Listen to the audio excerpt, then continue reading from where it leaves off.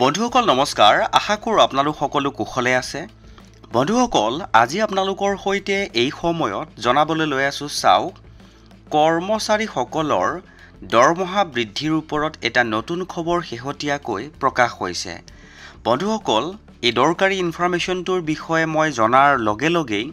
আপোনালোকৰ সহায় হোৱাকৈ এটা ভিডিঅ'ৰ যোগেৰে জনাবলৈ যত্ন কৰিছো আৰু আশা কৰিছো আপোনালোকে ভিডিঅ'টোৰ সৈতে সহযোগিতা কৰিব তে বন্ধুসকল দেৰি নকৰাকৈ যেটো গুৰুত্বপূৰ্ণ ইনফৰমেশ্যন প্ৰকাশ হৈছিল তাৰ পাছৰসু আপোনালোকৰ সন্মুখত আনিবলৈ লৈ আছো চাওক হেহতিয়াকৈ ফাইনান্স ডিপাৰ্টমেন্টৰ পৰা কৰ্মচাৰীসকলৰ দৰমহা বৃদ্ধিৰ ওপৰত এখন বিশেষ নোটিছ প্ৰকাশ কৰা হৈছে বন্ধুসকল আজিৰ এই ভিডিঅ'টোৰ জৰিয়তে আপোনালোকক সেই গুৰুত্বপূৰ্ণ নোটিছখনৰ লগতে নোটিছখনৰ ভিতৰত থকা সকলো যিখিনি বিষয়বস্তু ইনক্লুড কৰি কৰ্মচাৰীসকলৰ বাবে প্ৰকাশ কৰিছে সকলো সবিশেষ আপোনালোকক সহজ সৰলকৈ জনাবলৈ যত্ন কৰিম আৰু দেৰি নকৰাকৈ আপোনালোকৰ সন্মুখত যিখন নোটিছ প্ৰকাশ হৈছিল সেই নোটিছখন দেখাবলৈ লৈ আছো চাওক নোটিছখন এনেকৈ প্ৰকাশ হৈছিল মিনিষ্ট্ৰি অফ ফাইনান্স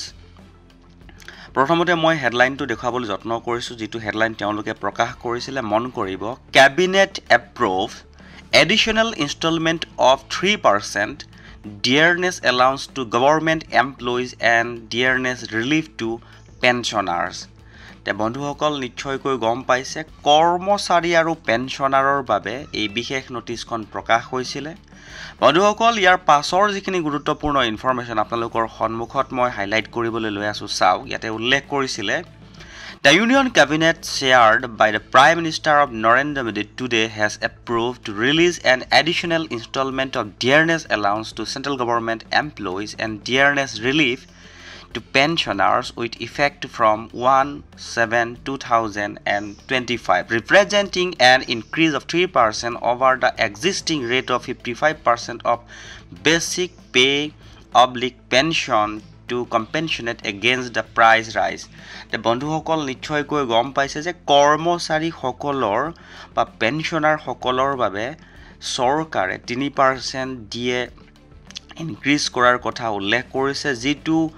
1/7/2025 পৰা ইফেক্ট হ'ব বুলি উল্লেখ কৰিছে তে বন্ধুসকল আমাৰ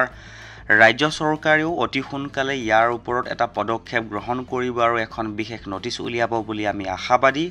বন্ধুসকল আপোনালোকৰ জ্ঞাতাৰ্থে ইনফৰমেশ্যনটো পোৱাৰ লগে লগে শেয়াৰ কৰিবলৈ যত্ন কৰিলো আৰু